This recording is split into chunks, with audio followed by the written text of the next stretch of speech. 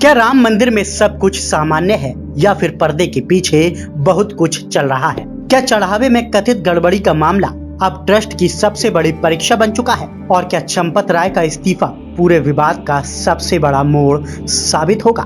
नमस्कार, मैं हूं रूपेश पटेल और आप देख रहे हैं फोर्थ पॉइंट न्यूज। आज की सबसे बड़ी खबर सीधे अयोध्या से, जहां राम मंदिर ट्रस्ट की अहम बैठक में ऐसा फैसला लिया गया जिसने पूरे देश का ध्यान अपनी ओर खींच लिया है। लंबे समय तक राम मंदिर निर्माण की जिम्मेदारी संभालने वाले ट्रस्ट के महामंत्री चंपत राय का इस्तीफा स्वीकार कर लिया गया है। उनके साथ ट्रस्ट सदस्य अनिल मिश्रा का इस्तीफा भी मंजूर कर लिया गया है। वहीं ट्रस्ट ने कृष्ण मोहन को अंतरिम महामंत्री नियुक्त कर नई जिम्मेदारी सौंप दी है।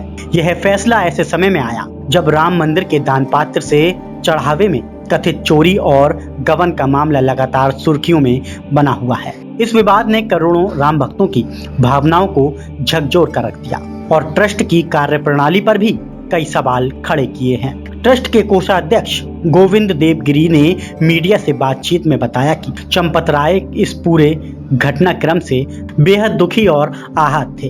उनका मानना था कि जब तक इस मामले की पूरी सच्चाई सामने नहीं आती और दोषियों को सजा नहीं मिलती, तब तक इस महत्वपूर्ण पद पर बने रहना उचित नहीं होगा। ट्रस्ट के संस्थापक ट्रस्टी के पाराशरन के अनुसार ट्रस्ट के संविधान के तहत इस्तीफा सौंपे जाने के बाद उसे स्वीकार करना प्रक्रिया का हिस्सा था।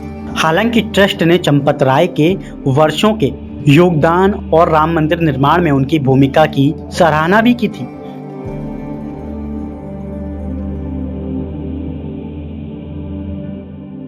उधर नए अंतरिम महामंत्री कृष्ण मोहन ने पद संभालते ही संदेश दिया कि उनकी पहली प्राथमिकता पारदर्शिता और जवाबदेही होगी।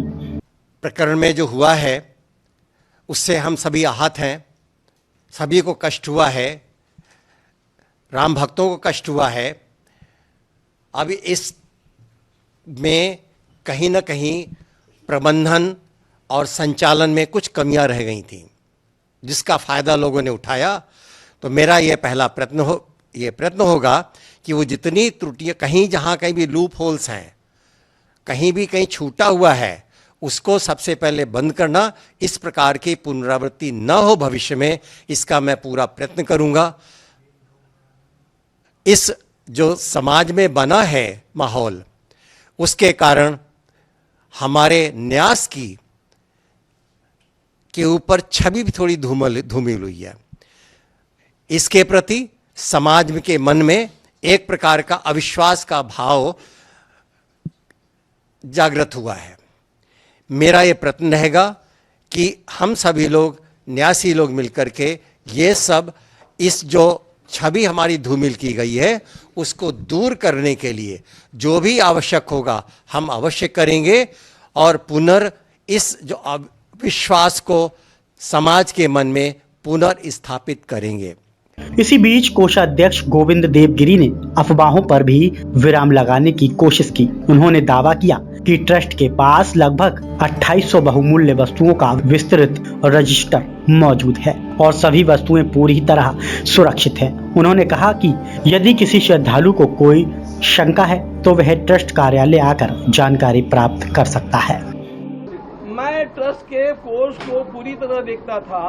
मैं स्वयं आता नहीं था, लेकिन हमारे पुणे कार्यालय के हमारे सहयोगी चार्टर्ड अकाउंटेंट्स जो मेरे स्वयं के वहाँ के कोषाध्यक्ष हैं, उनको भेज, और वे आकर के महीने में 5 दिन यहाँ पर रहते थे, सारे हिसाब जांचते थे। उन्हीं के कारण मैं निश्चिंत रह पाता था। और यहाँ पे इसलिए मेरा उस पर ध्यान नहीं था, ऐसी बात नहीं है। वी वर्क बाय डेलीगेशन, किसी को भेज करके हम काम करवाते हैं, उस प्रकार का काम ठीक चल रहा था। वहीं दूसरी ओर उत्तर प्रदेश सरकार द्वारा गठित एसआईटी अपनी जांच तेजी से आगे बढ़ा रही है। अब तक इस मामले में 8 आरोपियों को भी गिरफ्तार किया जा चुका है। सभी आरोपी उस टीम का हिस्सा बताए जा रहे हैं। अब पूरे देश की निगाहें 22 जुलाई पर टिकी हैं, जब राम मंदिर ट्रस्ट की अगली महत्वपूर्ण बैठक होगी। माना जा रहा है कि तब तक एसआईटी अपनी विस्तृत रिपोर्ट ट्रस्ट के सामने रख सकती है और स्थायी महामंत्री सहित अन्य महत्वपूर्ण पदों पर भी अंतिम फैसला लिया जा सकता है। राम मंदिर केवल एक धार्मिक स्थल नहीं बल्कि करोड़ों लोगों की आस्था, विश्वास और भावनाओं का प्रतीक है। ऐसे में इस पूरे मामले की निष्पक्ष जांच और पारदर्शी कार्रवाई ही वह रास्ता है जिससे श्रद्धालुओं का भरोसा और मजबूत होगा। फिलहाल सबसे बड़ा सवाल यह है, क्या 22 जुलाई की बैठक इस विवाद का अंत करेगी या फिर राम मंदिर ट्रस्ट में और भी बड़े फैसले देखने को मिलेंगे। ऐसे ही हर बड़ी और भरोसेमंद खबर के लिए जुड़े रहिए फोर्थ पॉइंट न्यूज़ के साथ। नमस्कार।